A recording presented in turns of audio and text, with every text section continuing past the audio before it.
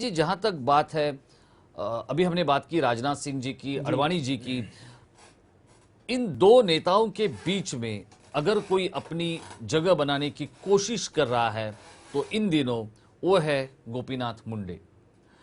गोपीनाथ मुंडे इन दिनों पारिवारिक समस्या से जूझ रहे हैं, साथ ही साथ राजनीतिक समस्या से जूझ रहे हैं। चुनाव आयोग उनके पीछे पड़ा है, इनकम टैक्स उनके पीछे पड़ा है, ये तो पिछली बार हमने देखा। लेकिन क्या राजनाथ सिंह हो, लालकृष्ण आडवाणी जी हो, ये दो नेता जो है गोपीनाथ मुंडे को साथ में लेकर चलने में उचित समझेंगे? गोपीनाथ मुंडे उनके साथ चलने की क्षमता बनाएंगे, या जिस तरह से वो पिछले कुछ दिनों से पिछड़े गए हैं वो पिछड़ते जाएंगे? क्या होगा उनका? देखिए, जब हम गोपीनाथ मुंडे की कुंडली का अध्ययन करते हैं तो 5/11/1949 1949 को उनका जन्म हुआ है। सैटरडे का दिन था। 26/12/2012 तक उनके ऊपर राहु की महादशा थी। जी, राहु की महादशा में पंडित मुंडे थे, वो विरोध हो गया। प्रमोद महाजन थे, वो चले गए। सत्ता आई, छूट गई।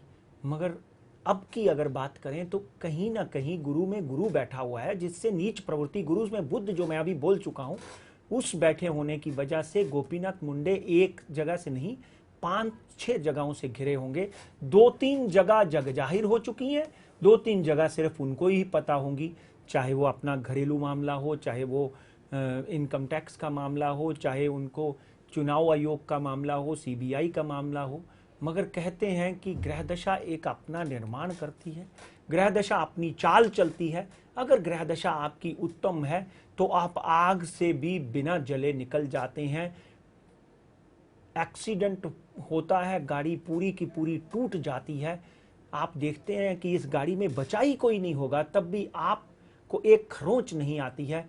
तो मित्रों, गोपीनाथ मुंडे की कुंडली का जब हम अध्ययन करते हैं, गुरु उनका प्रबल है, उनको शिरडी जाकर साईं बाबा की आराधना करनी चाहिए, प्रणाम करना चाहिए, और कम से कम 121 ब्राह्मणों को भोजन कराना चाहिए शिरडी में या कहीं भी गुरुवार वाले दिन। तो आप देखेंगे कि गोपीनाथ मुंडे के ऊपर 19 अगस्त तक अच्छे दिन नहीं है। अभी ना तो उनको आडवाणी नजदीक लेगा, ना उनको नितिन गडकरी तो आगे ही उनको दूर रखने की, पहले से दूर रखने की कोशिश कर रहे हैं। मगर राजनाथ सिंह जो है डेफिनेटली नितिन गडकरी से भी ज्यादा गोपीनाथ मुंडे को समर्थन करेंगे। सुषमा स्वराज, जिनके बोलने से गोपीनाथ मुंडे ने भारतीय जनता पार्टी नहीं छोड़ी, आपको याद होगा, जी जी, वो बहन बनकर सामने आकर खड़ी हो जाएंगी। और कहीं ना कहीं गोपीनाथ मुंडे जो खुद एक विशाल हृदय के मालिक हैं, कहीं ना कहीं उनकी माँ, कहीं ना कहीं उनकी पत्नी, कहीं ना कहीं उनकी खुद की पुण्याई, यानी जो दान धर्म किया हुआ है उन्होंने, वो सामने आएगा। और 19 अगस्त के बाद गोपीनाथ मुंडे फिर एक बार इन सब चीजों से जूझते हुए भारतीय जनता पार्टी के प्रखर नेता और मास लीडर के रूप में अपने आप को सिद्ध करने में कामयाब होंगे। जी।